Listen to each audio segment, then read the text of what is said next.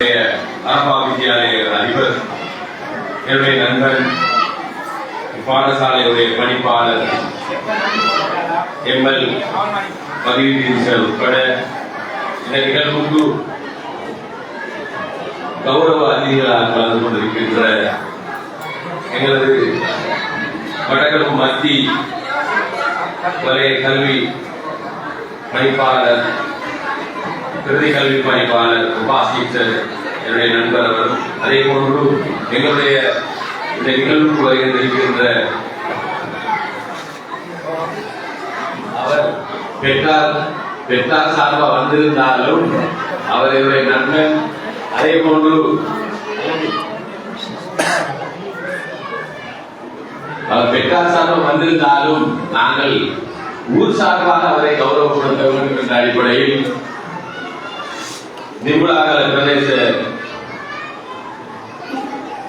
செயலாளர் என்னுடைய நண்பன் அல்லவி, அவர் அரசியல் ரீதியாக என்னோடு ஒத்து போகக்கூடியவர், கொள்கை ரீதியாக நாங்கள் ஒன்றுபட்டவர்களுக்கு அடிப்படையில் அவரை நான் விழித்தவனாக. அதே போன்று எங்களுடைய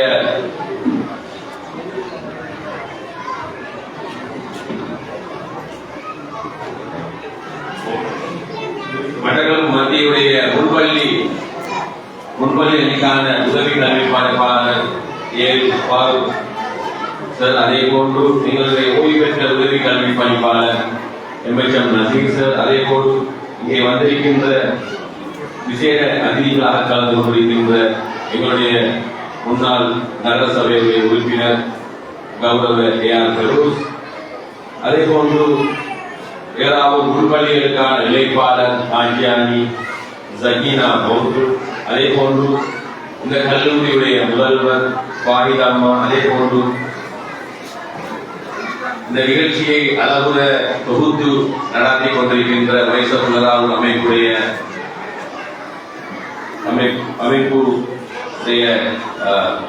உறுப்பினர்கள் ரபீக் ஜலீல், அதே போன்று நிக்லாஸ், ஊடகவியலாளராக செயல்பட்டுக் கொண்டிருக்கின்ற எங்களுடைய உமர் அல்பார் ஃபாரூக், அதே போன்று இயல் பஷீர், அதே போன்று இந்த கல்லூரியுடைய ஆசிரியர்கள் அத்தனை பேரை விழித்தவனாக, உங்கள் வந்திருக்கின்ற தாய்மார்கள், சகோதர சகோதரிகள், சில நேரம் விழிக்க மறந்தவர்களை உள்ளடக்கியவனாக அனைவருக்கும் அன்பி பணி வசலாம் வரகாத்துஹு.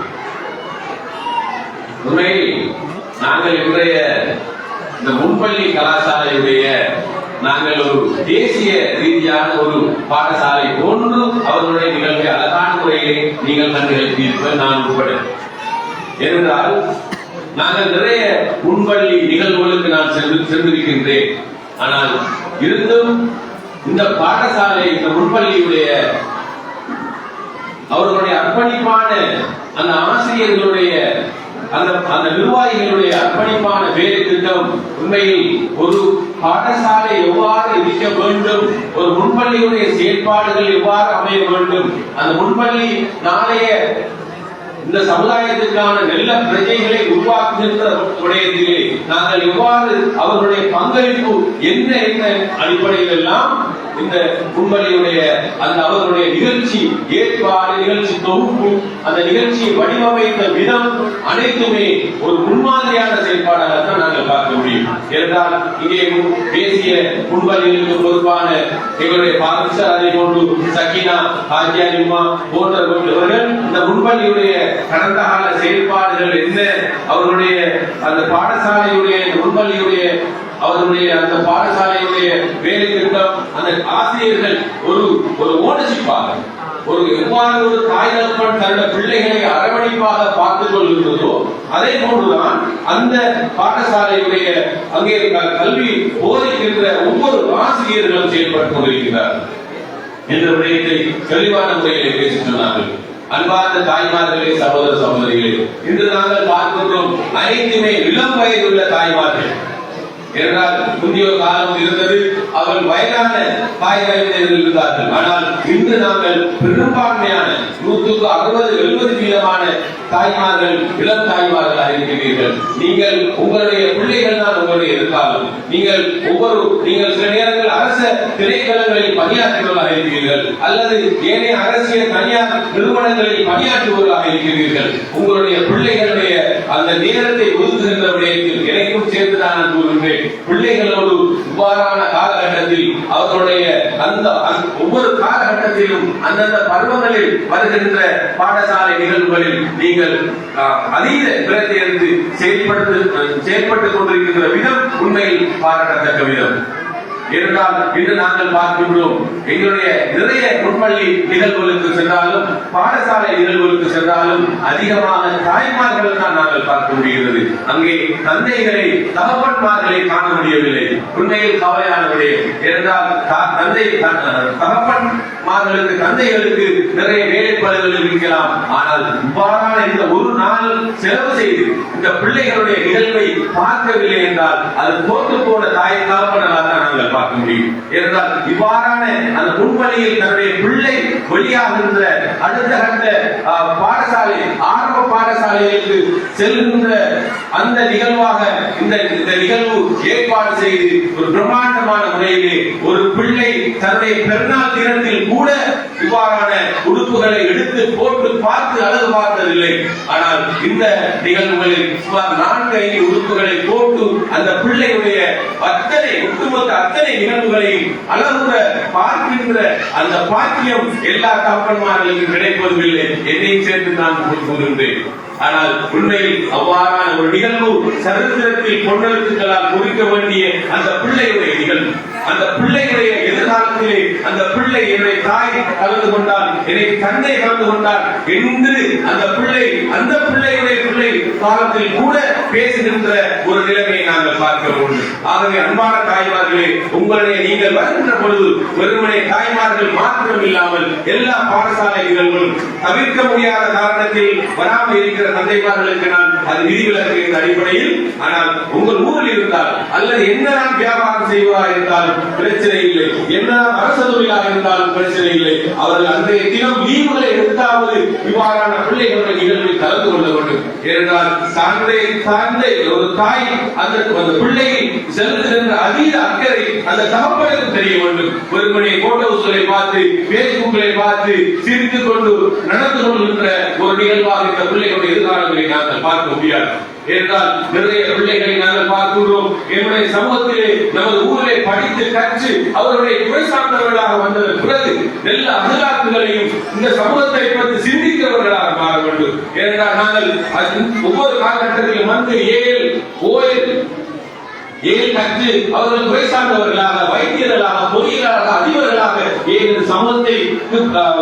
சமூகத்துடைய அனைத்து ஒட்டுமொத்த விடயங்களிலும் பங்குதாரர்களாக மாறுகின்ற பொழுது அவர்களுக்கான இந்த சமூகத்தை பற்றி, ஊரை பற்றி அடுத்த சந்ததிகளை நாங்கள் எவ்வாறு அவர்களுடைய வழிகாட்டல்களை மேற்கொள்ள வேண்டும் என்ற விடயத்தில் அவர்கள் அதிக அக்கறை இல்லாமல் காணப்படுகிறார்கள். ஆனால் அது அக்கறையின் வெளிப்பாடு தான் நாங்கள் அவர்கள் கல்வி கற்கின்ற காலத்திலே அவர்களுக்கான ஒரு ஓனர்ஷிப்பை, அது அவர்களுக்கான அந்த மார்க்க ரீதியான விடயங்களை நாங்கள் கற்றுக் கொடுக்க வேண்டும். வெறுமனே மார்க்க கல்வியையும் சேர்த்து உலக கல்வியோடு புகட்டினால் மாத்திரம்தான் அந்த பிள்ளை நல்ல ஒழுக்க சீலர்களாக மாறும் என்பதில் ஐயமில்லை. ஆகவே நாங்கள் பார்க்கின்றோம், நிறைய வைத்தியர்கள் இருக்கின்றார்கள், பொறியியலாளர்கள் இருக்கின்றார்கள். ஒவ்வொரு ஏழு முடிந்து அவர்கள் பல்கலைக்கழகம் தெரிவாகி சென்றதன் பிறகு தான் படித்த அந்த பாடசாலையை, தான் கல்வி கேட்ட சமூகத்தை ஒரு சில பேர்களை தவிர ஏனையவர்கள் மறந்தவர்களாகத்தான் காணப்படுகிறார்கள். நான் நினைக்கின்றேன், நிறைய பாடசாலை அதிபர்களை கூப்பிட்டு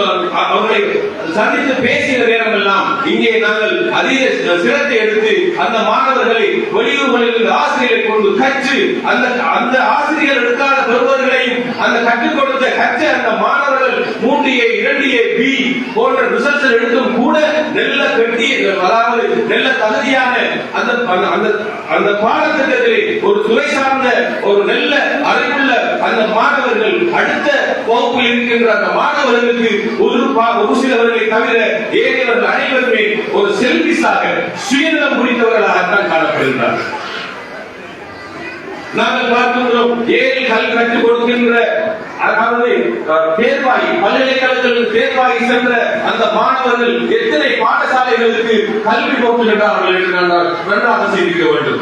நாங்கள் நிறைய விடயங்களில் ஊர் சம்பந்தப்பட்ட ஒட்டுமொத்த விடயங்களிலும் அனைத்து சிறந்து எடுத்த அந்த மாணவர்களை அடுத்த பல்கலைக்கழகங்கள் தெரிவு செய்கின்ற விடயங்களை நாங்கள் செய்கிறோம். ஆனால் அந்த பிள்ளைகள் பாஸ் பண்ண பிறகு ஒரு செல்விசான ஒரு சுயநலம் முடித்தவர்களாக சிலர் செயல்பட்டுக் கொண்டிருக்கிறார். அந்த நிலைமை நமது சமூகத்திற்கு மாற வேண்டும். தான் எவ்வாறு பல்கலைக்கழகங்களுக்கு தெரிவாகி சென்றோம், அதே போன்றுதான் நம்முடைய சமூகத்தை சேர்ந்த அனைத்து ஏழை மாணவர்களும் ஏழை பிள்ளைகள் தெரிவாகி போக வேண்டும் என்ற உணர்வு ஏற்பட வேண்டும். ஏனென்றால் வைத்தியர் துறைக்கும் பொறியியல் துறைக்கும் நாங்கள் அந்த பிள்ளைகள் நிறைய பணங்களை செலவு செய்கிறார் என்ற அறிய முடியுது. ஒரு தாய் ஒரு பிள்ளைக்கு ஒரு பாடத்துக்கு 1000 ரூபாய் ஒரு நாளைக்கு தேவையாக இருக்கிறது என்று நாங்கள் அறிகிறோம். இவ்வாறு நிலைமை சென்றால் எமதுடைய கணிதத்துறை, விஞ்ஞானத்துறை போன்ற அந்த துறைகள் இந்த சமூகத்தில் இருந்து நிறைய மாணவர்கள் தன்னுடைய ஏழ்மையின் காரணமாக அந்த துறைகளுக்கு மாணவர்கள் செல்கின்ற வீதம் குறைவடைந்து செல்கின்ற விதத்தை நாங்கள் பார்க்கிறோம். ஏனென்றால் நிறைய நமது ஊர்களை பொறுத்தவரையில் பொருளாதார பல பிரச்சனைகள் காணப்படுகின்றது. ஆகவே அன்பார்ந்த மாணவர்களே, நீங்கள் அடுத்த உங்களை போன்று அடுத்த சந்ததியையும் இந்த ஊரை கல்வி ரீதியாக முன்னேற்றுகின்ற விடயத்தை நீங்கள் அவதானமாக செலுத்த வேண்டும். அதே போன்றுதான் அன்பான தாய்மார்களே, சகோதர சகோதரிகளே, உங்களுக்கும் நான் சில விடயங்களை சொல்லித்தான் ஆக வேண்டும். ஏனென்றால் இந்த பிள்ளைகள் நீங்கள் 5ஆம் ஆண்டு 5 வயது தொடக்கம் உங்களுடைய ஸ்காலர்ஷிப் என்பார்கள். அந்த பரீட்சை எழுதுகின்ற வரைக்கும் அதிக அக்கறை செலுத்துகின்றீர்கள். ஆனால் அதன் பிறகு உள்ள பகுதியிலே நீங்கள் உங்கள் பிள்ளைகளை அதிக அக்கறை எடுத்து அந்த பிள்ளைகளுடைய அடுத்த கட்ட நடவடிக்கைகளில் அக்கறை இல்லாதவர்களாக செயல்பட்டுக் கொண்டிருக்கிறார்கள். ஆகவே அவர்களுடைய வெள்ளது கட்டது என்று சொல்வார்கள். அவர்களுடைய அடுத்த கட்ட நடவடிக்கை கடக்கும் வரைக்கும் உங்களுடைய தெளிவான அந்த போக்கஸ் இருக்க வேண்டும், தெளிவான அவதானம் இருக்க வேண்டும். ஏனென்றால் நிறைய விடயங்களை நாம் இளம் தாய்மார்கள், இளம் பிள்ளைகள் அவர்களுடைய வாழ்க்கை விஷயத்திலே தோற்று போய்விட்டார்கள். என்றால் நமது ஊரை பொறுத்தவரையிலே அந்நிய ஏஜென்ட்களுடைய நியோபொலிட்டிஷியன் சொல்வார்கள், நமது சமூகத்தை திட்டமிட்டு அவர்கள் பரிமாறுகின்ற விடயமாக இந்த போதை என்கின்ற ஒரு சைத்தானை கொண்டு சமூகத்திலே விதைத்து இன்று இளம் தாய்மார்கள் விடோஸ்களாக, கணவனை இழந்தவர்களாக, கணவனை ஒரு செல்லா காசாக பார்க்கின்ற ஒரு நிலைமை நம்ம சமூகத்தில் இருக்கின்றது. நாங்கள் பார்க்கின்றோம் நிறைய காதி போட்டு வருகின்றது. நிறைய தாய்மார்கள் கல்யாணம் கட்டி 3 மாதம் 6 மாதங்களில் கடந்த இளம் தாய்மார்கள் தன்னுடைய கணவனை பிரிந்து டிவோர்ஸ் கேட்கின்ற, கணவனை பிரிகின்ற நிலைமைக்கு எமது சமூகம் போய் கொண்டிருக்கிறது. ஆகவே நீங்கள் உங்களுடைய பிள்ளைகளுக்கு கணவன்மார்களை தெரிவு செய்கின்ற விடயத்திலே வெறுமனே அந்த பிள்ளையுடைய லவ் பண்ணி விட்டால் அல்லது அவள் விரும்பி விட்டால் என்று நீங்கள் சிந்திக்க கூடாது. வெறுமனே நீங்கள் ஒட்டுமொத்த அந்த குடும்பம் எவ்வாறு இருக்கின்றது, அவருடைய கடந்த கால செயல்பாடுகள் என்ன என்று தீர விசாரித்து அறிவதன் மூலம் பிறகுதான் உங்களுடைய பிள்ளைகளுக்கான கணவனாக இருந்தாலும் சரி, மனைவியாக இருந்தாலும் சரி தேர்வு செய்ய வேண்டும். அவ்வாறான நிலைமை ஏற்படாமல் நீங்கள் தவிர்த்துக் கொள்வீர்களாக இருந்தால் உங்களுடைய பிள்ளைகள் 3 மாதம் 6 மாதம் 1 வருடத்திற்கு பிறகு ஒரு பிள்ளையை தூக்கி கொண்டு உங்களிடம் தான் வருவார் என்பதை நீங்கள் மறந்துவிடக் கூடாது. ஆகவே அந்த விடயத்திலும் நீங்கள் ஊரிலே நிறைய பிரச்சனை, அவ்வாறான அந்த போதைக்கு அடிமையாகிய இந்த இளைஞர்களால் பாதிக்கப்படுகின்ற நிறைய பெண் பிள்ளைகளின் சீரழிவுகளைத்தான் நாங்கள் பார்க்க முடியும். கவலையான விடயம், கண்ணீர் வரும். சில குடும்பத்தை பற்றி நாங்கள் விசாரித்தால் நாங்கள் நாட்களில் அழுத வேண்டிய நிலைமை ஏற்படும். அவ்வாறான நிலைமை நமது சமூகத்தில் இருக்கின்றது. ஏனென்றால் அவ்வாறான பிள்ளைகளுக்கு நீங்கள் தான் தாய்மார்களும் தகப்பன்மார்கள் தான் பொறுப்புதாரிகளாக இருக்க வேண்டும். சமூகம் பிறகுதான் வரும். என்னதான் கூறினாலும் அந்த கஷ்டத்தை முதல் அனுபவிப்பவர்கள் தாயும் தந்தையுமாகத்தான் இருக்க முடியும் என்பதை நீங்கள் மறந்துவிடக் கூடாது. ஆகவே எதிர்காலங்களில் எமது ஊருக்கான நிறைய பிரச்சனைகள் இருக்கிறது. நல்ல ஒரு ஆட்சியாளர்கள் வந்திருக்கிறார்கள். அந்த ஆட்சியாளர் ஒரு இன மத வேறுபாடு இல்லாமல் ஒரு நல்ல ஒரு நீதியான ஆட்சியை செய்வார் என்று நாங்கள் 100% நம்புகின்றோம். கடந்த டிசிசி மாவட்ட அபிவிருத்தி குழு கூட்டத்திலும் எங்களுடைய நிறைய பிரச்சனைகளுக்கு, எங்களுடைய காணி பிரச்சனைகளுக்கும் அதுக்கு சம்பந்தமான விஷயங்கள் கதைத்த போது கடந்த காலங்களிலே அதை கணக்கெடுக்காமல் கவலையீனமான முறையில் எங்களுடைய காதுகளில் உள்வாங்காத தான் செயல்பட்டார்கள். ஆனால் இந்த விடயங்களில் நாங்கள் மிஷனர் மீராக ஐயங்கனி போன்ற பிரதேசங்கள் காணி பிரச்சனை கலைத்த போது உடனடியாக அதற்கான கமிஷனை ஏற்பாடு செய்ய வேண்டும் என்று கவர்னர் எங்களுடைய அபிவிருத்தி குழு தலைவரும் அது கூறினார். அந்த வகையிலே நாங்கள் எங்களுடைய சமூகத்துக்கான நிறைய காணி பிரச்சனைகள் இருக்கிறது, நிர்வாக பிரச்சனை இருக்கிறது. ஒட்டுமொத்த பிரச்சனைகளும் இந்த ஆட்சியின் மூலமாக தீர்வும் என்று நான் நம்புகின்றோம். அந்த வகையில் எதிர்காலங்களிலே எங்களுடைய மக்களுக்கான நிறைய பணிகளை நாங்கள் செய்ய காத்திருக்கிறோம். அதன் ஒரு கட்டமாகத்தான் முன்வழியில் கல்வி கற்றுக் கொடுத்திருக்கின்ற அந்த ஆசிரியர்களை அரசாங்கத்தில் உருவாக்குகின்ற அந்த வேலை திட்டங்கள் நடைபெற இருக்கிறது. ஆகவே முன்வழியில் கல்வி கற்றுக் கொடுத்திருக்கின்ற ஆசிரியர்கள் தங்களை வளப்படுத்திக் கொள்ள வேண்டும். NVQ level 4, 5 லெவலுக்கு அவர்களுடைய கல்வித்தரங்களை அதிகரிக்க வேண்டும். அவ்வாறு அதிகரித்தால் மாத்திரம்தான் அரச சேவையில் பணியில் உள்வாங்க முடியும். வெறுமனே இங்கே கல்வி கற்றுக் கொண்டு 20,000, 10,000, 5,000 போன்ற வருமானங்களை தான் அந்த சகோதரிகள் பெறுகின்றார்கள். ஆனால் இதே ஆரம்ப பணியில் கல்வி கற்றுக் கொடுக்கின்ற அந்த ஆசிரியர்கள் பட்டதாரிகள் 45,000, 50,000, 60,000 என்று அந்த வருமானத்தை பெறுகின்றார்கள். ஆனால் அதை விட கஷ்டமான பணியை தான் இந்த முன்வழியில் இருக்கின்ற ஆசிரியர்கள் செய்து கொண்டிருக்கிறார்கள். ஆகவே நீங்களும் உங்களுடைய கல்வி தரத்தை வளப்படுத்தி எதிர்காலத்திலே உங்களுக்கான நிரந்தர உத்தியோகம் பெறுகின்ற விடயத்திலும் நீங்கள் அதீத கவனம் எடுத்து செயல்பட வேண்டும் என்று கூறி உண்மையில் இந்த பாடசாலையை நிகழ்ச்சி அனைத்திலுமே ஒரு எதிர்விதமான தொய்வும் இல்லாமல் திறம்பட நடாத்துகின்ற விடயத்தை மீண்டும் மீண்டும் அவரை நான் பாராட்டி இந்த நிகழ்வுக்கு அழைத்தமைக்காகவும் நன்றி கூறி விடைபெறுகின்றேன். வசலாம்.